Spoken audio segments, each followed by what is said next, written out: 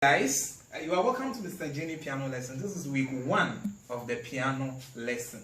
This is the lesson that is going to make you a professional pianist or a keyboardist within 10 weeks. Now guess what? It's divided into 2 parts. The first part is the theory part and the second part is the practical part. So I'm going to show you the theory part. When I mean the theory part, I'll teach you how to read the stuff. I'll teach you the various symbols we have in music. I'll teach you the fingering. I'll teach you about the keyboard and so on and so forth. But this is week 1. So week 1, we will define some various terms we use in music. Okay, if you go to a profession like agriculture, if you go to a profession like medical school, they have some terms they use. So if you are not part of them, you will not understand them. Okay, so in music too, we also have some terms we use. A term like what we call pitch.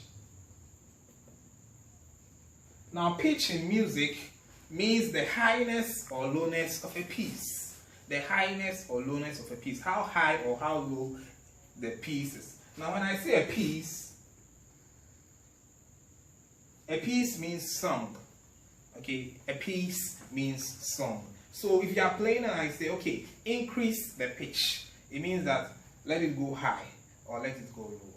Okay. We also have a term like tempo.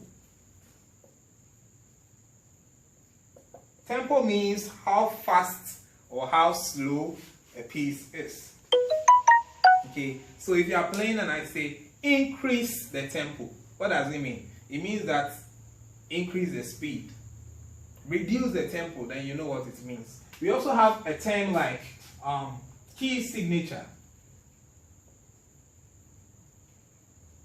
Now key signature means, or key signature, they are a group of symbols that helps denote the key in which a song is in.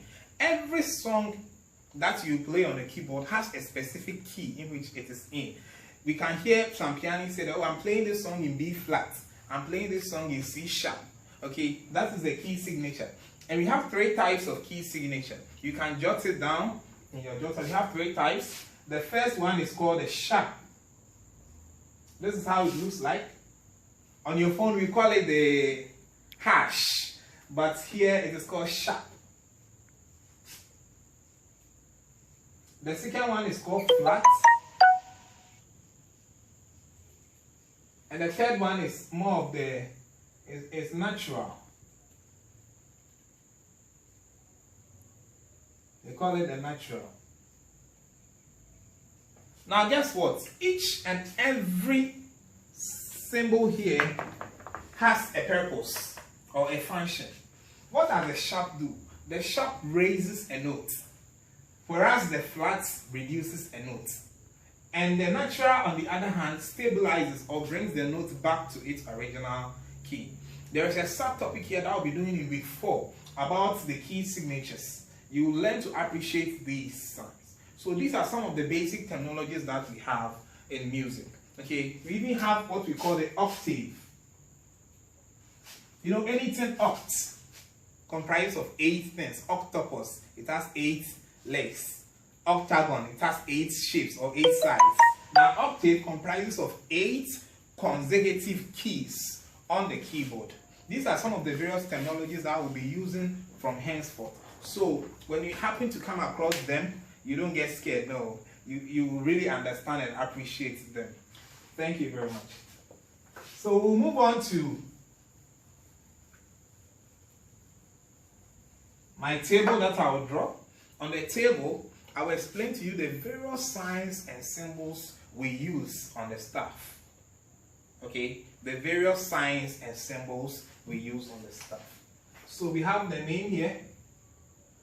We have the symbol itself. We have the name. And we have the beats it produced. Okay, this is very, very simple. I'll explain it to the best of your understanding. Even a 5-year-old kid can understand it, as well as a 60-year-old grandma will also understand it. It's very, very simple. Now, these symbols can be found in the music sheet. Okay, now when I take this is a hymn book. When you look at the hymn book, you see a lot of symbols here. Okay, so that is what I'm coming to explain to you for you to understand them. Now, the first symbol looks like an egg shape. This is how it looks like. Okay, we call it semi-breve. We call it what? Semi-breve. It has 4 beats. I'll explain a bit later. The second symbol looks like the semi-breve, but that one it has a bar on it. It can be turned upside down, but that's how the shape is. Okay, it's called minim. It's called what? Minim. And that one has how many beats? 2 beats. The third symbol looks like the minim, like it is shaded. Likewise, it can also be turned upside down. So far as it is shaded, it looks like the crochet. The name is called a crochet. Okay, and it has 1 beat. The fourth symbol looks like the crochet, but it has a bar at the top. It can also be turned upside down. It has a bar. In fact, if you have 2 of this, instead of we just drawing it individually like this, we can just as well join it together. This is called quaver. And it has half beats. That's how the quaver looks like. So when you open any sheet music and it has the stuff, you can find this note on it. We even have more. Down there, we have this. It looks like a quaver, but it has 2 bars. It can also be turned upside down. It has 2. If you have 2 of them, it can be in this way. Okay, so I'm taking my time to explain all these things because it will come of use when we proceed. It's called a semi-quaver. And it has quarter beats. Okay, so these are some of the symbols that we will find on the staff. These are symbols of a note that we use on the staff. Okay, now the semi-breve has 4 beats. What does it mean? The semi-breve has 4 beats. Now what it means is that anywhere you see this symbol on the staff, you are going to press the key on the keyboard and hold for 4 seconds or 4 beats before you remove your hand. So if you see a semi-breve on line E, it means that you press E on the keyboard and you hold for 4 seconds. The minim has 2 beats. It means that anywhere you see minim on the staff, you press and hold for how many seconds? 2 seconds. Then you remove your hand. Whereas the crochet has 1 beat. So anywhere you see that, you press and hold for how many seconds? 1. Then the quaver has half beats. So that is how it goes. So you see that these symbols help explain the tempo at which the piece should go. So if you have a song and you have a lot of the semi-breve on it, what it means is that that song is going to be slow.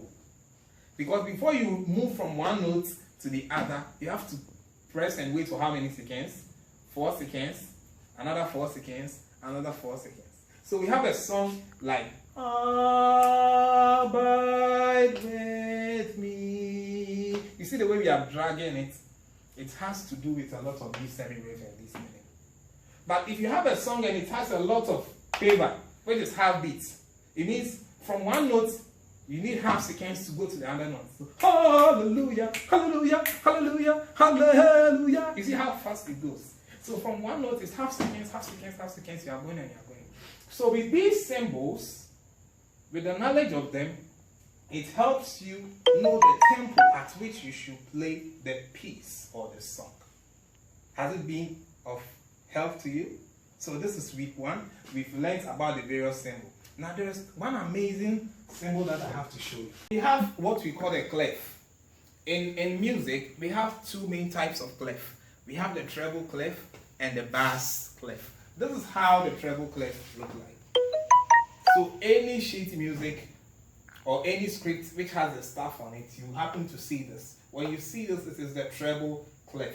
It is also known as the G clef. Also known as the what? The G clef. Letter G for goat. Letter G for God. Okay, so G clef.